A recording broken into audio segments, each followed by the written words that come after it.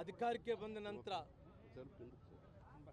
ಏನು ಅಹಿಂದ ಅಂತೇಳಿ ಮತಗಳನ್ನು ಪಡ್ಕೊಂಡ ನಂತರ ಇವತ್ತು ಅಹಿಂದ ಅನ್ನಂಥ ಶಬ್ದಕ್ಕೆ ಹಿಂದುಳಿದಂಥ ಜಾತಿಗಳನ್ನ ದಲಿತರನ್ನು ಮರೆಯುವಂಥ ಕೆಲಸ ಯಾವುದೊಂದು ಪಾರ್ಟಿ ಮಾಡಿದೆ ಅಂದರೆ ಅದು ಕಾಂಗ್ರೆಸ್ ಪಾರ್ಟಿ ಮಾಡ್ಕೊತ ಬಂದಿದೆ.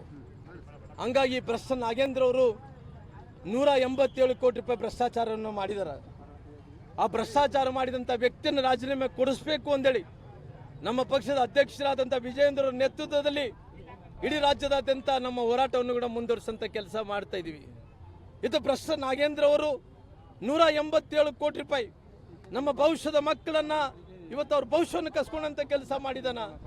ನಮ್ಮ ಬುಡಕಟ್ಟು ಸಮುದಾಯಗಳನ್ನ ಅವ್ರ ಭವಿಷ್ಯವನ್ನು ಕಸ್ಕೊಂಡಂತ ಕೆಲಸ ಮಾಡಿದಾರ. ನಮ್ಮ ಬುಡಕಟ್ಟು ಸಮುದಾಯಗಳು ಹಿಂದುಳಿದಂತ ಮಕ್ಕಳ ಭವಿಷ್ಯ ಜೊತೆಲಿ ಹೆಣ್ಮಕ್ಳ ಭವಿಷ್ಯವನ್ನು ಕೂಡ ಕಸ್ಕೊಂಡಂತ ಕೆಲಸ ಮಾಡಿದಾನ. ಅಂತ ವ್ಯಕ್ತಿಯನ್ನು ರಾಜೀನಾಮೆ ಕೊಡಿಸ್ಬೇಕನ್ನೋ ಒತ್ತಾಯದಿಂದ ಇವತ್ತು ರಾಜ್ಯದಾದ್ಯಂತ ಹೋರಾಟವನ್ನು ಕೂಡ ಮಾಡ್ತಾ ಇದ್ವಿ.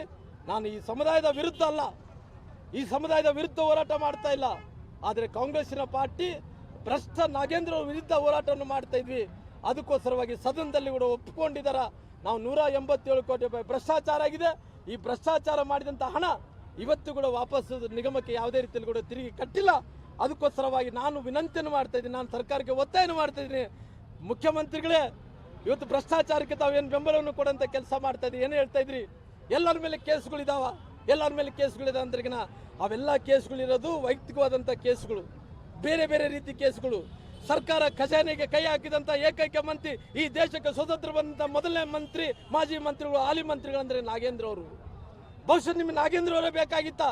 ಬೇಕಾದ ನಾಗೇಂದ್ರ ಅವರು ರಾಜೀನಾಮೆಯನ್ನು ಕೊಡಿಸಿ ಇನ್ನು 4 ಮಂದಿನ ವಾಲ್ಮೀಕಿ ಸಮುದಾಯಗಳ ಮಂದಿಗಳನ್ನು ಮಂತ್ರಿಗಳಾಗಿ ಮಾಡಿ. ನಮ್ದೇನು ಅಭ್ಯಂತರ ಇಲ್ಲ.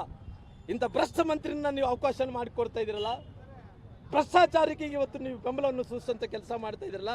ನೀವು ಮುಖ್ಯಮಂತ್ರಿ ಆಗಿ ಘನತೆ ಗೌರವದಿಂದ ನೀವು ಯಾವುದನ್ನು ಹೇಳಿಕೆಗಳನ್ನು ಕೊಡೋಂಥ ಟೈಮಲ್ಲಿ ಈ ರಾಜ್ಯದ ಜನರು ಸೂಕ್ಷ್ಮದಿಂದ ಗಮನಿಸ್ತಾ ಇದ್ದಾರಾ? ಆ ರೀತಿಯಲ್ಲಿ ಸೂಕ್ಷ್ಮವಾದಂಥ ಹೇಳಿಕೆಗಳನ್ನು ಕೊಡಬೇಕಾಯ್ತು.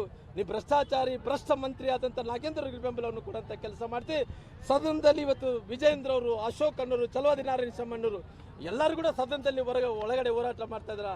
ನಮ್ಮ ಅಧ್ಯಕ್ಷರಾದಂಥ ಅನಿಲ್ ನಾಯ್ಡು, ನಮ್ಮ ಓಬಳೇಶ್ನವರು, ಫಕೀರಪ್ಪನವರು, ಸೋಮನಿಗಪ್ಪನವರು, ನಾವೆಲ್ಲರೂ ಕೂಡ ಸೇರಿ ಇವತ್ತು ಸದನದ ಹೊರಗಡೆ ಕೂಡ ಹೋರಾಟವನ್ನು ಮಾಡೋಂಥ ಕೆಲಸ ಮಾಡಿದೆ.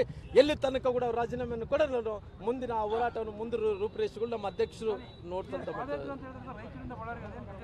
ನಮ್ಮ ಅಧ್ಯಕ್ಷರು ಅದ್ರ ಬಗ್ಗೆ ಮಾತಾಡ್ತಾರ್ರಿ. ನಮ್ಮ ಅಧ್ಯಕ್ಷರಾದಂಥ ರಾಜ್ಯಾಧ್ಯಕ್ಷರಾದ ವಿಜಯೇಂದ್ರ ಅವರು ಅದ್ರ ಬಗ್ಗೆ ಮಾತಾಡುವಂಥ ಕೆಲಸ ಆಗುತ್ತೆ.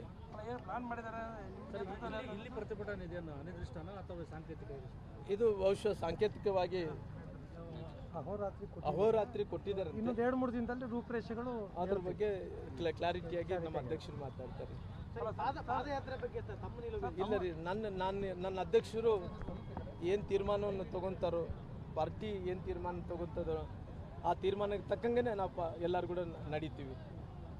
ಕೊನೆ ಬಾರಿ ಜನವರಿ ತಿಂಗಳಲ್ಲಿ ಕೂಡ ಪಾದಯಾತ್ರೆ ಮಾಡ್ತೀವಿ ಅಂತ ಹೇಳ್ತೀವಿ. ಇವಾಗ ಕೂಡ ನೋಡಿ, ಈಗಿನ ತನಕ ಕೂಡ ಚರ್ಚೆ ಆಗ್ತಾ ಇದೆ. ಚರ್ಚೆ ಅಂತಿಮವಾಗಿ ನಿರ್ಧಾರ ಆಗಲಿಲ್ಲ. ಬಹುಶಃ ನಮ್ಮ ಅಧ್ಯಕ್ಷರು ಇದ್ರ ಬಗ್ಗೆ ಎಲ್ಲ ರೀತಿಯಲ್ಲಿ ಕೂಡ ಚಿಂತನೆ ಮಾಡ್ತಾ ಇದ್ದಾರೆ, ಯೋಚನೆ ಮಾಡ್ತಾ ಇದ್ದಾರೆ, ಎಲ್ಲ ನಾಯಕರ ಹತ್ರ ಕೂಡ ಮಾತಾಡ್ತಾ ಇದ್ದಾರೆ. ನಮ್ಮ ಅಧ್ಯಕ್ಷರು ಏನು ತೀರ್ಮಾನವನ್ನು ತಗೊಂಡು ಏನು ಮಾಡಬೇಕು ಅಂತೇಳಿ ಅವ್ರ ತೀರ್ಮಾನವನ್ನು ತಗೊಂತಾರೆ. ಆ ತೀರ್ಮಾನಕ್ಕೆ ನಾವೆಲ್ಲರೂ ಕೂಡ ಬದ್ಧರಾಗಿರ್ತೀವಿ. ಪಾದಯಾತ್ರೆ ನೀವು ಮಾಡ್ತೀರಿ ಅಂದಾಗ ಈಗ ರಾಜ್ಯ ನಾಯಕರು ನಿಮ್ಮನ್ನ ಎಲ್ಲಿ ರಾಜಕೀಯವಾಗಿ ಕಟ್ಟಿ ಹಾಕ್ತಾ ಇದ್ದಾರೆ ಸರ್? ಯಾಕಂದ್ರೆ ಪಾದಯಾತ್ರೆ ಅಂದ ತಕ್ಷಣ ನಿಮ್ಗೆ ಎಲ್ಲೂ ಕೂಡ ಅವಕಾಶಗಳು ಅಧ್ಯಕ್ಷರು ಅದ್ರ ಬಗ್ಗೆ ಕ್ಲಾರಿಟಿ ಕೊಡೋಂಥ ಕೆಲಸ ಆಗ್ತದೆ ಸರ್. Thank you sir.